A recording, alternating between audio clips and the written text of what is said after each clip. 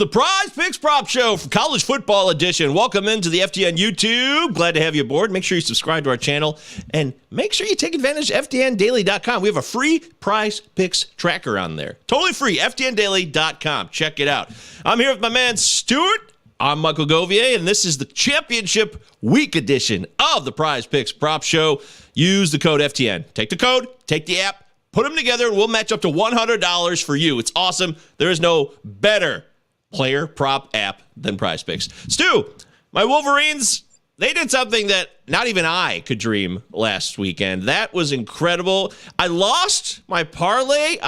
It turns out I just picked the wrong receiver. If I'd picked Cornelius Johnson, I would have easily won that parlay because Marcus Stroud went way over in his completions total as they desperately tried to throw the ball to catch up. But, wow, I mean, as an outsider, what did you make of that game? It was a fun one. I mean, I like to root against Ohio State as much as the next guy. I've got plenty of Michigan family up there as well. But I was very happy to see that they seamlessly transitioned from running backs. I think that was kind of the biggest thing is how do we move on after your all-star running back? That's really kind of been the pride and joy of your team this season goes down. It looks like they were ready to go to battle with or without him, and they came prepared. They executed their game plan very well, and they look good on the national stage. So maybe Georgia does have some competition in these next couple weeks now. Well, by the fourth quarter, I think we actually forgot about Blake Corum. No disrespect to Blake Corum, but it was like, all right, hey, that was a long time ago. We're a whole new team now. We came here as one team. Now we're a completely different team at the end of that game. It was crazy. So happy. I'm still happy from that moment. But let's dive into this week's Prize Picks Power Plays. Remember, we're doing parlays. We do twofers. You got to get them both right. Stu, give us your first play of the day. Yep, I'll be starting with Caleb Williams over 30.5 rush yards. That is the future Heisman winner right there. If you look at any sports book, pretty much minus 2,500 to win right now. The heavy favorite. And that's for good reason. He's having an absolutely fantastic season. Now he gets a chance to get a little bit of revenge right here against the one team that ended up beating them. I don't know about you guys. That was probably one of my favorite games of the season. A high-scoring battle back and forth. Caleb Williams crushed this number in this game. I personally was already on this number in the first matchup this season when I believe it was at 28.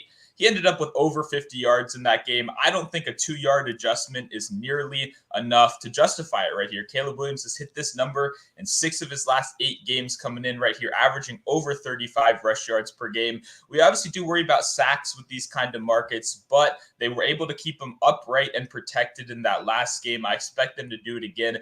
Williams, obviously, we know he can throw the ball. We know he can get the ball down the field. He is a great gunslinger, but he's been using the mobility to his advantage, especially in the red zone recently. I believe 4 of his last 5 games he has a rushing touchdown as well. So Williams is not afraid to use his feet, especially if that Utah D-line does displace him, forces a couple more scrambles. I'm expecting him to be running all over the place. I have him going over 50 rush yards in this game. I think 30.5 is way too low.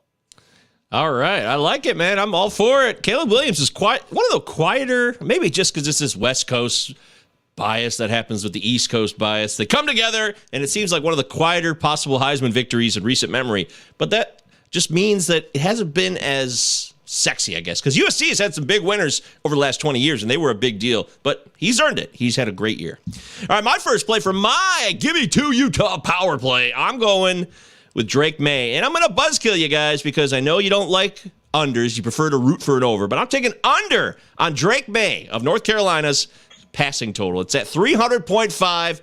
He only threw for 233 last week, and that was in overtime against the rival Wolfpack. And I think what you're seeing here is a guy he's a great quarterback. He's really, really good. He's so young still. Imagine what he'll be in 2 years. But he's taking on Clemson, and I know Clemson is not the Clemson we have come to know them over the last 7 to 10 years. But North Carolina State has a pretty good defense, and they showed us how to limit Maye, and that you're not playing, you're not in a shootout with App State. This is not that, okay? So I expect Drake Maye to put up some yards, and this could be close. Like, you might sweat this one out, but I don't think he's going to get to 300 yards. So I'm taking the under at 300.5, under passing yards for Drake Maye. Clemson's defense, not what it used to be, but it's still got a D-line that is, should be feared, and I'm not sweating this one. What do you think, Stu? Am I out to lunch on this?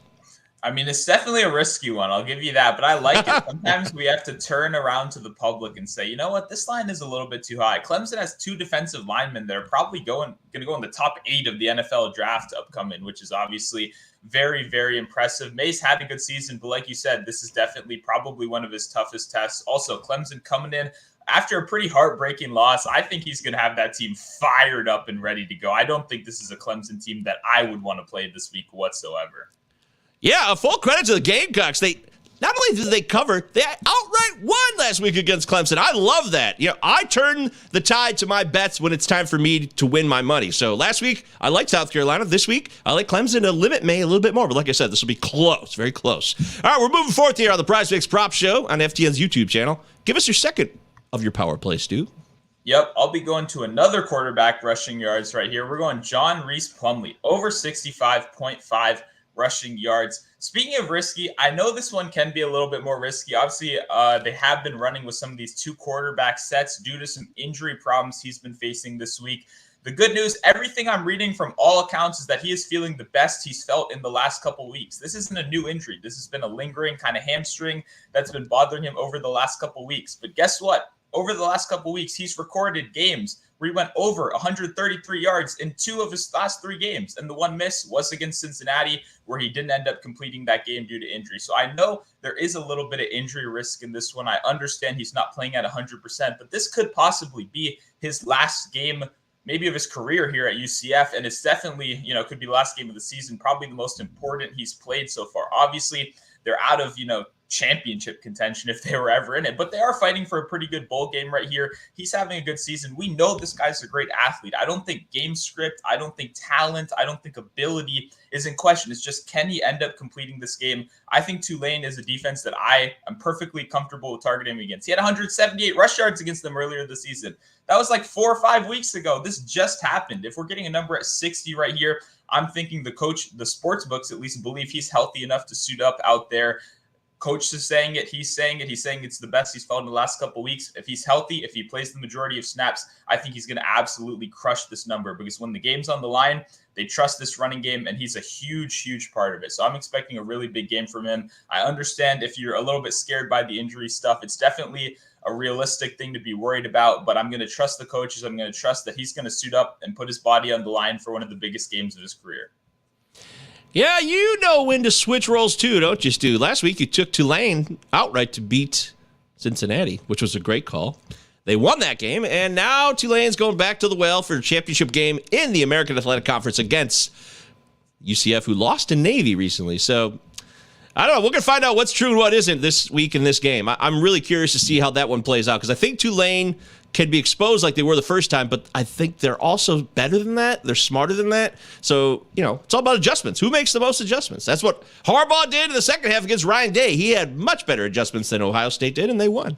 Yeah, I got to keep bringing up that victory every 5 to 7 minutes. All right, my second choice in my power play is Deuce Vaughn of the Kansas State Wildcats. It's championship time in the Big 12. And I'm going to take the over on Deuce Vaughn's 141.5 combined. Remember, this is a combined, the old cheat code I like to bring up from time to time, rushing and receiving yards total. So if Deuce gets hot on the ground and blows up for 150, we're good. Well, if he happens to catch 8 passes for 90 yards and mixes that in with another 50 rushing, we're good to go here. This is how this gets done. TCU, They've limited really good backs at times. They totally shut down Bijan Robinson a few weeks back in Texas. That was impressive. But these teams met back in October, and TCU had a miracle comeback win.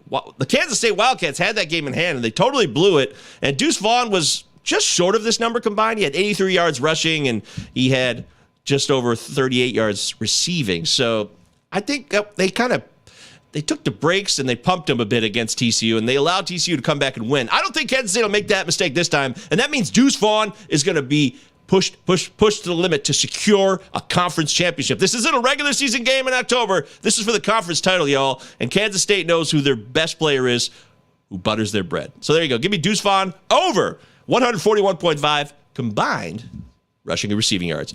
And that's my power play. What do you think of that one? I love Deuce Vaughn. He's made me so much money over these last couple of years. Absolutely love this guy. So versatile. I love the rushing plus receiving like you did it. I actually was on his receiving in the first matchup between these two teams, as well as being very heavy on Kansas State in that one. So unfortunately lost half of it right there on Kansas State. But I agree. It'll be a huge part of their offensive game plan. He's so versatile. He can run it. He can break off huge plays in the receiving games. All around great running back. I hope for his future. I know he's a little short. I know it's going to get in the way of the NFL, but man, this guy's a grinder. He can do everything for your team, and he puts his heart out on the line every week. So if they have a good game, I think Deuce Vaughn's going to be a huge part of that. Well, Austin Eckler's short, right? He's in the league, so who knows? There's a lot. Hey, Barry Sanders was not very tall. Now, I'm not saying Deuce Vaughn is Barry Sanders, but if you can have that low center of gravity, that could be an advantage in the NFL, especially these days. It's becoming less and less violent. So I'm rooting for him. I think he can make it. I really do. All right, well, that's it. This isn't the draft show. This is the PrizePicks prop show, and we've given you 2 power plays that are going to win you money. And you're going to win money because you're going to go to PrizePicks, the app, and you're going to sign up, and you use the promo code FTN. Get up to $100 matched when you use that code in PrizePicks. It's been a pleasure. This is our final show for now for the regular season and championship week. We're going to be covering bowl season for sure, though. We're not going away, so we might have like a break, but there's a lot of bowls and there's a lot of action we'll be covering. So stay tuned here on the FTN YouTube channel for our plays and many, many more. I want to thank Quan for producing this season. Stu, it's been a pleasure doing the show. You're the man. Make sure you follow Quan on Twitter at Quantity Media. That's QW. And of course, Monotone Football for Stu, and I'm at MJ Govier. For all of us here at FTN, we wish you guys a happy holidays.